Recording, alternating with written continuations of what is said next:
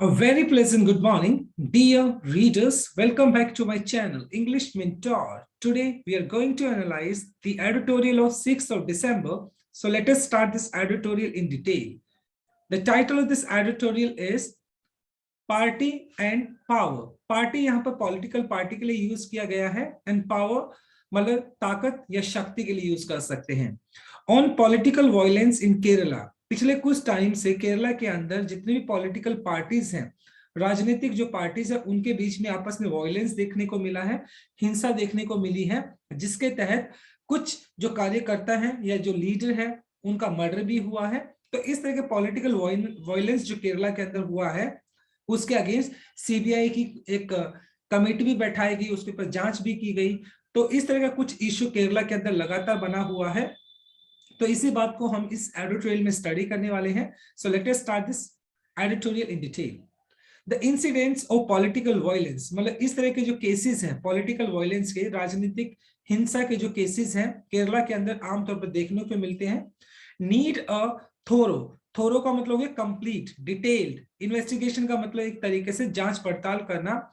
Free of interference का मतलब हस्तक्षेप. तो केरला के अंदर जितने भी ये पॉलिटिकल वायलेंस के जितने भी केसेस हैं, इसके अगेंस्ट इसमें क्या होनी चाहिए, एक थोरो इन्वेस्टिगेशन होनी चाहिए, एक बहुत ही डिटेल्ड इन्वेस्टिगेशन होनी चाहिए, और उसके अंदर किसी भी तरह का कोई इंटरफेरेंस नहीं होना चाहिए, हस्तक्षेप नहीं होना चाहिए.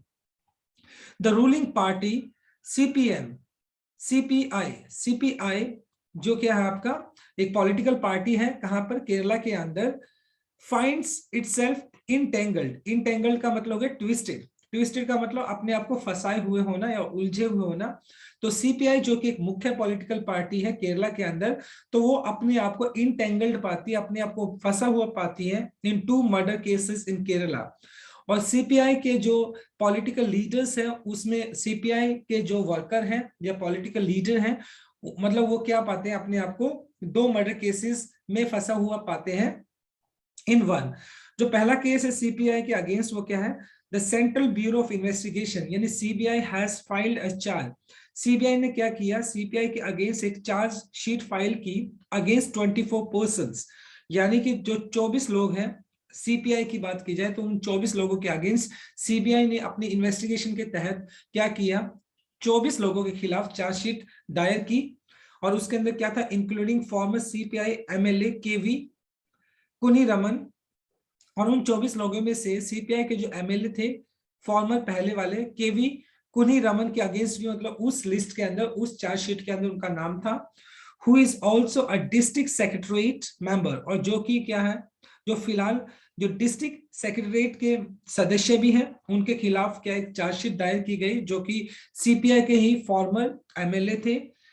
इन दी पेरिया कोई जगह का नाम हो गया वहां पर केरला के अंदर, डबल मर्डर केस. और उनके ऊपर अगर बात की जाए, जो सीपीआई के एमएलए थे फॉर्मर केवी कुन्हीरमन, उनके खिलाफ डबल मर्डर केस के चार्जेस उनके खिलाफ लगे, और उनका नाम भी क्या है चार्जशीट के अंदर आया. और ऐसा सीबीआई ने मतलब क्या किया, अपनी इन्वेस्टिगेशन के अंदर पाया. कांग्रेस वर्कर कृपेश 19 एंड सार्थ लाल पीके 24. और ये जो डबल मर्डर केसेस लगे कुन्हीरमन के अगेंस्ट, तो वो एक कांग्रेस के वर्कर थे जिनकी उम्र 19 साल थी, जिनका नाम था कृपेश, और सार्थ लाल पीके जो कि 24 थे. इन 2 लोगों के मर्डर के केसेस के अगेंस्ट उनके ऊपर चार्जेस लगाए गए कुन्हीरमन के खिलाफ. वर हैक्ड टू डेथ. हैक्ड का मतलब होता है कट विद हैवी ब्लोज, यानी जब किसी चीज को आप बहुत ही बुरे प्रभाव के साथ या बुरे तरीके से उसके ऊपर क्या करते हो, हिट करते हो और उसको टुकड़े कर देते हो.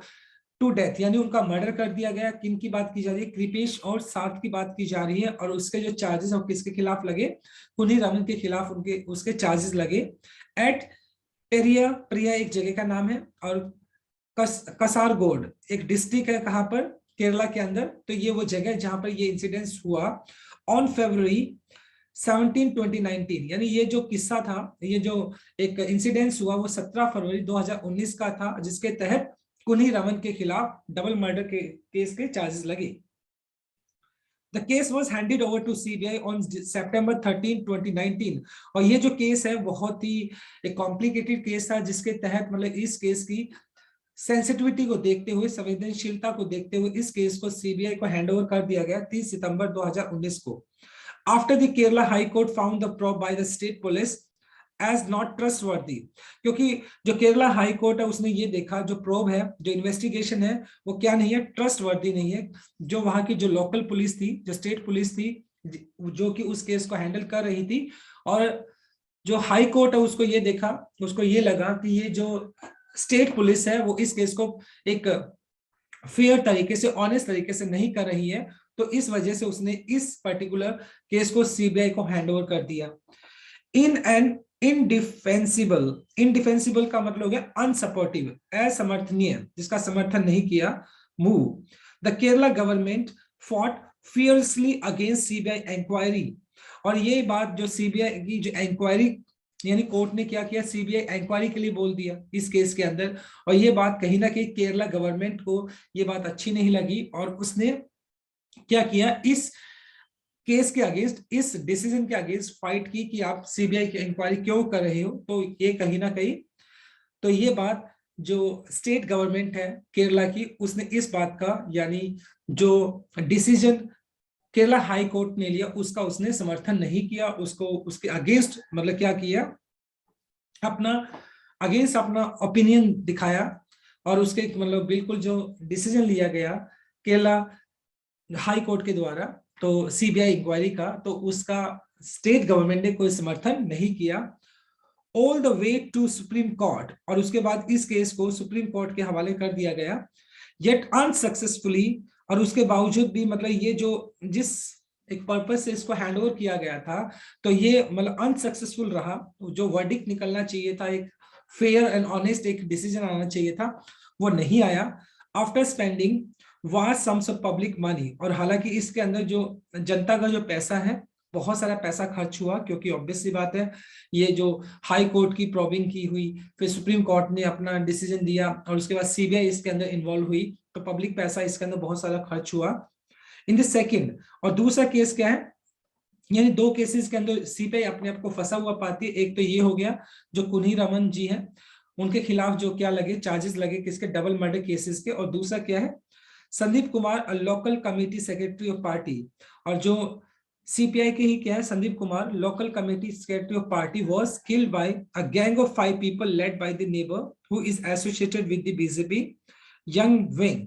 और कहीं ना कहीं एक दूसरा जो एक दूसरा केस क्या है, जो संदीप कुमार है जो कि लोकल कमेटी सेक्रेटरी के पार्टी के क्या है, मतलब वहां के एक मेंबर है, और वो क्या है, उनको मार दिया गया किनके द्वारा, अ गैंग ऑफ 5 पीपल, 5 लोगों की गैंग ने उसको मार दिया संदीप को, बाय द नेबर, जो कि मतलब जो जो गैंग का जो एक मुखिया कह सकते हो, वो संदीप कुमार के नेबर का ही, पड़ोस का ही कोई आदमी था, जिसने 5 लोगों के साथ मिलकर उसकी हत्या कर दी।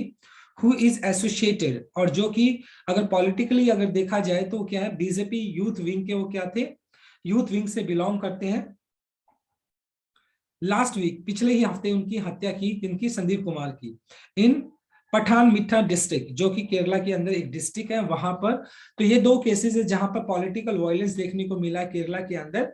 और ये जो पॉलिटिकल वायलेंस है, कहीं ना कहीं राइवलरीज हैं, जितनी भी पॉलिटिकल पार्टीज हैं उनके बीच में एक आपस में एक बहुत ज्यादा टफ कंपटीशन होता है, और उसी कंपटीशन को देखते हुए एक दूसरे का क्या किया गया है, उनको एक्सप्लॉइट किया गया, मर्डर किया गया है, और इस तरह की वायलेंस की एक्टिविटीज को एग्जीक्यूट किया गया, अंजाम दिया गया है, जो कि कहीं ना कहीं जिसको आप फेयर नहीं कह सकते हो, अच्छा नहीं कह सकते हो।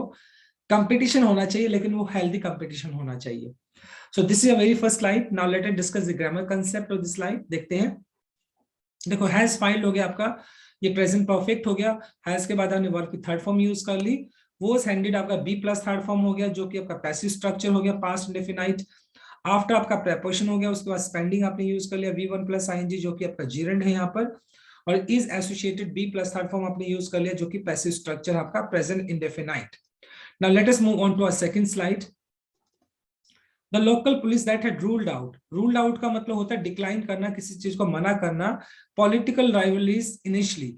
हालांकि लोकल जो पुलिस है जो कि कंप्लीट फेलियर थी इस केस के अंदर, किसी भी तरह का वो एक वर्डिक्ट नहीं ले पाई, और उन्होंने क्या किया, ये जो पॉलिटिकल राइवलरीज है, जो राजनीतिक एक प्रतिद्वंदता बनी हुई है, तो उसको सिरे से नकार दिया कि ये जो केसेस है वायलेंस के, इसमें कोई पॉलिटिकल मतलब कोई भी पॉलिटिकल रीजन नहीं है। ये बात वहां की जो लोकल पुलिस है उसने साफ साफ मना की एंड चेंज द स्क्रिप्ट। और कहीं ना कहीं अपने आप को बचाने के लिए पुलिस ने क्या किया, उस स्क्रिप्ट को ही चेंज कर दिया, उस इंसिडेंट्स को ही किसी और तरीके से प्रेजेंट किया।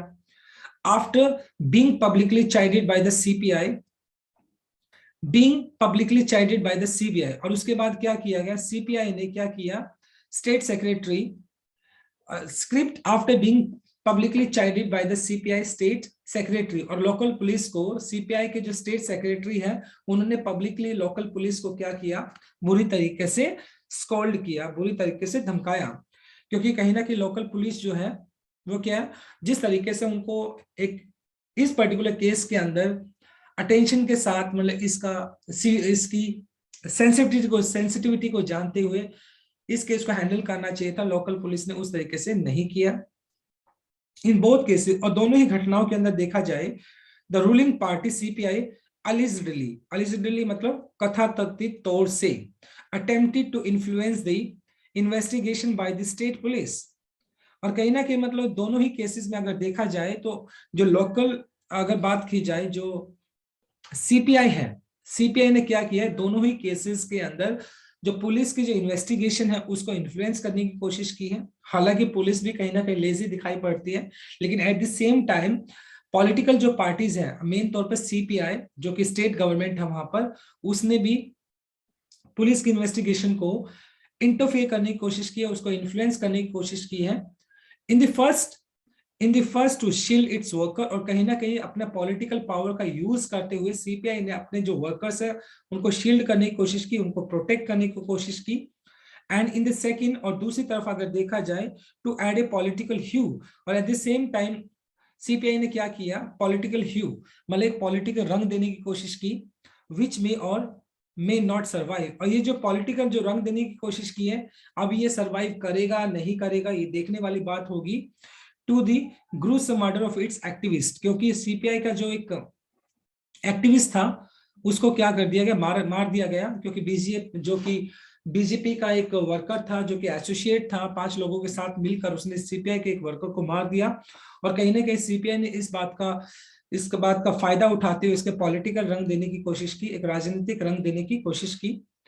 The CPI responsibility is two fold. अब सीपीआई की मतलब दोहरी एक क्या बन जाती है, एक रिस्पॉन्सिबिलिटी बन जाती है, उत्तरदायित्व बन जाता है as a cadre party, as a main party, क्योंकि अब सीपीआई का ही गवर्नमेंट है केरला के अंदर, that exercise immense control over it's worker. सबसे पहले तो क्या करना पड़ेगा, सीपीआई को अपने जो पॉलिटिकल वर्कर्स है उस पर्टिकुलर पार्टी के, उनके ऊपर एक्सरसाइज इमेंस कंट्रोल, इमेंस मतलब huge control.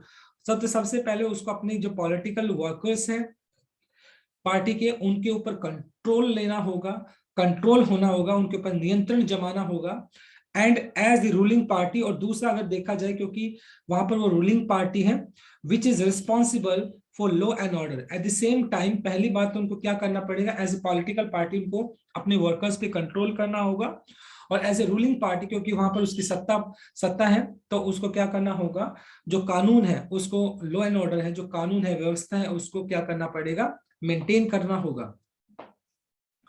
The party claims authority over the conduct of its cadres, और द पार्टी क्लेम्स अथॉरिटी, और जो पार्टी वो इस बात का दावा करती है कि उसकी पूरी अथॉरिटी है किसके ऊपर, कंडक्ट्स के ऊपर, व्यवहार के ऊपर, इट्स वर्कर, यानी जो कैडर्स हैं, जो काम करने वाले उस पॉलिटिकल पार्टी की, सीपीआई के जो वर्कर्स हैं उनके ऊपर जो सीपीआई है वो इस बात का दावा करती है कि उसका अपने वर्कर्स के ऊपर पूरा कंट्रोल है, including in the personal lives in many instances. और खास तौर पर अगर देखा जाए तो बहुत सारे ऐसे पर्सनल इंस्टेंसेस हैं, एग्जांपल्स हैं, जहां पर सीपीआई ये कहने की कोशिश करती है कि उसका अपने पॉलिटिकल जो वर्कर्स हैं उनके ऊपर क्या पूरा कंट्रोल है। The party must take its clear, party को इस बात को साफ साफ लेना चाहिए that it would not tolerate violence by its member. तो पार्टी को इस बात को साफ साफ कर देना चाहिए, जितने भी उसके मेंबर हैं उनको भी, पार्टी किसी भी तरह का कोई भी वायलेंस की, कोई भी हिंसा की कोई घटना होती है तो उसको क्या करेगी, टॉलरेट नहीं करने वाली है। CPI must also allow the police to function independently, और at the same time CPI को किसी भी तरह का इंटरफेरेंस नहीं करना चाहिए। वहां की जो लोकल पुलिस है उसको पूरी तरीके से आजादी दे दी जानी चाहिए, जिससे कि वो अपना काम फ्री तरीके से कर सके और प्रोफेशनल तरीके से वो कर सके। But the trend seems to be opposite, लेकिन जो ट्रेंड है वो बिल्कुल अपोजिट है। क्या? पहला ट्रेंड तो ये है कि जो सीपीआई के जो मेंबर है वहां पे पॉलिटिकल जो एक वायलेंस है वो देखने को मिलता है। दूसरा वो कि पुलिस को जो प्रोफेशनली और मतलब एक इंडिपेंडेंटली अपना काम करने दिया जाना चाहिए, लेकिन वो भी वहां पर देखने को नहीं मिलता है, क्योंकि सीपीआई जो है अपनी पॉलिटिकल पावर का यूज करके लोकल पुलिस को इन्फ्लुएंस करने की कोशिश करती है। इवन कन्विक्टेड का मतलब जिनके ऊपर क्या लगाया गया है, जिनके ऊपर दोष लगाया गया है, डिक्लेयर गिल्टी, और जो इवन जिनके ऊपर चार्जेस लगाए गए हैं, जो कन्विक्टेड हैं, अपराधी हैं, criminals link to the party have been recipients of the state favour, और एट द सेम टाइम और जिन लोगों के खिलाफ ये चार्जेस लगे हैं जो कन्विक्टेड है उनको भी क्या है, स्टेट का फेवर, यानी राज्य की तरफ से उनको भी फेवर किया जाता है, कहीं ना कहीं वो फेवर देखने को मिलता है। व्हेन दे प्रिजन टर्म्स, और जब वो क्या थे, जब जेल के अंदर वो सर्व कर रहे थे अपनी पनिशमेंट को, तो उस टाइम भी स्टेट गवर्नमेंट की तरफ से उनको फेवर दिया गया, तो कहीं ना कहीं ये भी एक गलत चीज है। Mr. Kunhi Raman and 3 others are charged with CBI under this section of obstruction to lawful apprehension of accused person, और कहीं ना कहीं मिस्टर कुनी रमन और उसके जो 3 साथी लोग हैं, 3 लोग और थे जिनके ऊपर चार्जेस लगाए गए सीबीआई के द्वारा। क्या कि सीबीआई ने इस बात के चार्जेस लगाए कि मिस्टर कुनी रमन और 3 अदर्स और दूसरे जो लोग हैं उन्होंने क्या किया है, ऑब्स्ट्रक्शन किया है। ऑब्स्ट्रक्शन का मतलब इम्पेडिमेंट, इम्पेडिमेंट का मतलब हो गया एक तरीके से बाधा डालना। लॉफुल कानूनी, एप्रीहेंशन अरेस्ट गिरफ्तारी ऑफ अक्यूज पर्सन, मतलब जिनके ऊपर चार्जेस लगे थे उन लोगों को अरेस्ट करने के, जब सीबीआई उनको अरेस्ट करना चाहती थी तो उन अरेस्ट के खिलाफ इन्होंने क्या किया है, कुनी रमन और उसके जो 3 और जो साथी थे उन्होंने क्या किया है, उस प्रक्रिया को क्या करने की कोशिश की है, उस प्रक्रिया को बाधा डालने की कोशिश की है। तो ये कहीं ना कहीं एक गलत चीज है, सीबीआई को अपना काम करने दिया जाए और जितनी भी पॉलिटिकल पार्टीज है वो अपने गलत तरीके से अपनी पावर का यूज ना करे, खास तौर पर सीपीआई, क्योंकि वो वहां पर एक रूलिंग पार्टी है और उसका किसी भी तरह का इंटरफेरेंस नहीं होना चाहिए लॉ एंड ऑर्डर के अंदर और इन्वेस्टिगेशन के अंदर। So this is a second slide. Now let us discuss the grammar concept. देखो, had ruled out, ruled out का मतलब वैसे होता है डिक्लाइन करना, मना करना। हैड प्लस V3 आपने यूज कर लिया जो कि पास्ट परफेक्ट हो गया। टू इन्फ्लुएंस आपका इन्फिनिटिव केस हो गया, 2 + V1 आपने यूज कर लिया। पार्टी आपका नाउन हो गया, तो रूलिंग आपका V1 + ing जो कि आपका प्रेजेंट पार्टिसिपल एडजेक्टिव है यहाँ पर। मस्ट आपका मॉडल वर्ब है, उसके बाद मेक यूज कर लिया जो कि V1 है। मस्ट क्या है, एक स्ट्रॉन्ग ऑब्लिगेशन को दिखाता है, मॉडल वर्ब है।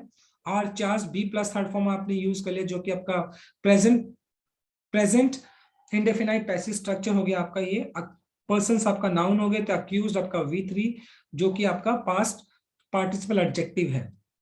Now let us move on to our third slide. They forcefully release some of the accused. They forcefully release some of the accused who were taken into the custody by the state police in the Peria case. और कहीं ना कहीं जो CPI के जो अगर बात की जाए, पार्टी उसने अपने पॉलिटिकल फेवर को यूज करते हुए, पॉलिटिकल पावर को यूज करते हुए, और जो जिसके ऊपर क्या नाम था उसका, गिव मी 1 सेकेंड, देखें, मिस्टर कुनी रमन, राइट, मिस्टर कुनी रमन और उसके जो साथी लोग थे उन्होंने क्या किया था, उस अरेस्ट को डिसफेवर किया और कहीं ना कहीं they forcefully release some of the accused, और उनमें से क्या किया, वो जिनके ऊपर अक्यूज थे उनको रिलीज करा लिया। Who were taken into the custody, जिसको कस्टडी में लिया गया था by state police in a Periya case. और मतलब ये जो कुनी रमन है और उसके साथी जो 3 लोग और थे उन्होंने क्या किया, जो एक वैध तरीके से गिरफ्तारी होनी थी उन अक्यूज पर्संस के खिलाफ, तो उनको रिलीज करा लिया पावर को यूज करते हुए। अकॉर्डिंग टू दिस सीबीआई ने इस बात को क्या बोला, सीबीआई ने इस बात की व्याख्या की कि इस तरीके से उनकी इन्वेस्टिगेशन को क्या किया गया, इंटरप्ट किया गया है, ऑब्स्ट्रक्ट किया गया है। The district unit of party, और सीबीआई की जो डिस्ट्रिक्ट यूनिट है, हैज क्वेश्चन, उसने सवाल उठाए हैं सीबीआई की फाइंडिंग के ऊपर। सीबीआई का जो खोज है, इन्वेस्टिगेशन है, उसके ऊपर उसने क्वेश्चन उठाए हैं in the case and called it politically motivated. और कहीं ना कहीं सीबीआई के ऊपर इस बात के चार्जेस भी लगाए हैं कि ये जो पूरी पूरी फाइंडिंग है, सीबीआई ने जो खोज की है, जो इन्वेस्टिगेशन की है, वो राजनीतिक क्या है, मोटिवेटेड है। यानी कहीं ना कहीं उसके राजनीतिक मोटिवेशन को ध्यान में रखते हुए उसको बनाया गया है, क्योंकि सीबीआई ऑब्वियस सी बात है वो एक रूलिंग पार्टी है और उसके अगेंस्ट चार्जेस लगे हैं, तो वो इस बात को सीबीआई को ही रिस्पॉन्सिबल कह रही है कि ये जो फाइंडिंग है वो प्रॉपर तरीके से नहीं की गई। It is a spacious, spacious का मतलब हो गया एक तरीके से फॉल्स आर्ग्यूमेंट। और ये जो सीपीआई के द्वारा जो आर्ग्यूमेंट दिया गया सीबीआई को, वो एक फेक आर्ग्यूमेंट है, फॉल्स आर्ग्यूमेंट है। The origin of CBI inquiry were due to the judicial process. और कहीं ना कहीं ये जो सीबीआई की जो एक इंक्वायरी लगाई गई थी, वो इंक्वायरी मतलब वो इंक्वायरी थी, वो एक जुडिशियल प्रोसेस है, वो एक कानूनी जो प्रावधान है, कानूनी जो एक प्रक्रिया है, उसके तहत उस प्रक्रिया को किया गया था। That went through 3 stages. और सीबीआई की जो इंक्वायरी है वो 3 स्टेज से होकर गई and is irrespective of the merits of the CPIM claim of being victim of violence by the political opponents। और कहीं ना कहीं मतलब ये जो सीपीआई है उसने अपने आप को एक विक्टिम की तरह दिखाया कि कहीं ना कहीं उसको टारगेट किया जा रहा है of violence bye political opponents. यानी कहीं ना कहीं जो दूसरी पॉलिटिकल पार्टीज है वो सीपीआई को क्या कर रही है, टारगेट कर रही है। और सीबीआई भी क्या है, उन्हीं का फेवर कर रही है एक तरीके से दूसरी पॉलिटिकल पार्टीज का, और उनके खिलाफ क्या किए जा रहे हैं, चार्जेस लगाए जा रहे हैं। तो इस तरीके के कंफ्लिक्ट हमें वहां पर देखने को मिलते हैं, जहां पर सीबीआई ने अपना इन्वेस्टिगेशन किया और सीपीआई जो है वहां की जो पॉलिटिकल रूलिंग पार्टी है उसने सीबीआई के ही अगेंस्ट क्या किए, चार्जेस लगाए कि कहीं ना कहीं जो सीबीआई वो जानबूझकर दूसरी पॉलिटिकल पार्टीज के प्रेशर में आकर हमारे खिलाफ क्या कर रहे हैं, हमारे खिलाफ हमें टारगेट किया जा रहा है, हमारे खिलाफ इस तरह के केसेस को क्या किया जाए, इन्वेस्टिगेशन की जा रही है। तो कहीं ना कहीं सीपीआई का ये जो क्लेम है, सीपीआई अपने आप को क्या दिखा रही है, एक विक्टिम की तरह दिखा रही है। It is the duty of the state government, और ये स्टेट गवर्नमेंट की ड्यूटी बनती है to protect the life and liberty of the citizens. क्योंकि जो सीपीआई है वो वहां की एक रूलिंग पार्टी है और उस रूलिंग पार्टी को इस बात को इंश्योर करना चाहिए कि वहां पर जो लोगों की जिंदगियां हैं उसको प्रोटेक्ट किया जाए। एट द सेम टाइम उनकी जो लिबर्टी है, उनकी जो आजादी है, उनको वो आजादी भी होनी चाहिए। And ensure speedy justice. चाहे कोई भी पॉलिटिकल पार्टी अगर कल्प्रिट है, अगर उनके ऊपर किसी भी तरह के चार्जेस लगे हैं, तो सीपीआई जो कि वहां की एक पॉलिटिकल पार्टी है, जो एक रूलिंग पार्टी है, उसको इस बात का इंश्योर करना चाहिए जस्टिस शुड बी सर्व्ड। मतलब जो जस्टिस है, न्याय जो है वो मिलना चाहिए irrespective of any political party, no matter what, कि कौन सी पार्टी नहीं है, जो जस्टिस है वो मिलना चाहिए through due process in the incidents of violence. और जो प्रोसेस मतलब इस वायलेंस के अगेंस्ट चल रही है, जो भी कानूनी प्रक्रिया की जा रही है, उस कानूनी प्रक्रिया के अंदर सीपीआई को अपना क्या करना चाहिए, अपना पूरा कॉपरेशन करना चाहिए, सपोर्ट करना चाहिए। वेदर और not these have political motivation, चाहे इनके पीछे कोई ये सारी की सारी जो प्रोसेस है वो पॉलिटिकली अफेक्टेड हो या ना हो, क्योंकि सीपीआई वहां की एक रूलिंग पार्टी है, तो उस रूलिंग पार्टी को, सीपीआई को अपना लॉ एंड ऑर्डर को मेंटेन करना चाहिए। सीबीआई को उसको अपनी कॉपरेशन देनी चाहिए जिस तरीके से इन्वेस्टिगेशन को प्रॉपर तरीके से किया जा सके और एक जस्टिस को क्या किया जा सके, जस्टिस किया जा सके। तो इस वजह से सीपीआई की एक बहुत बड़ी एक इंपॉर्टेंस बनती है, एक रिस्पॉन्सिबिलिटी बनती है कि वो जो इन्वेस्टिगेशन सीबीआई के द्वारा की जा रही है पॉलिटिकल वायलेंस के पीछे, तो वो उस चीज का पता लगाया जा सके और इन वायलेंस को रोका जा सके। जो कल्प्रिट है उनको क्या किया जाए, उनको पनिशमेंट दी जाए और जस्टिस है उसको मेंटेन किया जाए। तो सीपीआई की सबसे बड़ी रिस्पॉन्सिबिलिटी ये बनती है, राइट। तो बहुत अच्छा आर्टिकल था आज का हमारा। Now let us discuss the grammar concept of this slide. Word taken आपका बी प्लस थर्ड फॉर्म हो गया, जो कि आपका पैसिव स्ट्रक्चर है, पास्ट डेफिनाइट। हैज क्वेश्चन आपका हैज के बाद आपने थर्ड फॉर्म यूज कर लिया, जो कि आपका प्रेजेंट परफेक्ट है, right. So my dear readers, this is all about from this article. Thanks for watching this video. Please do like, share, comment and subscribe to my channel. So tomorrow I'll continue with another article. Till then, bye bye, take care and have a nice day.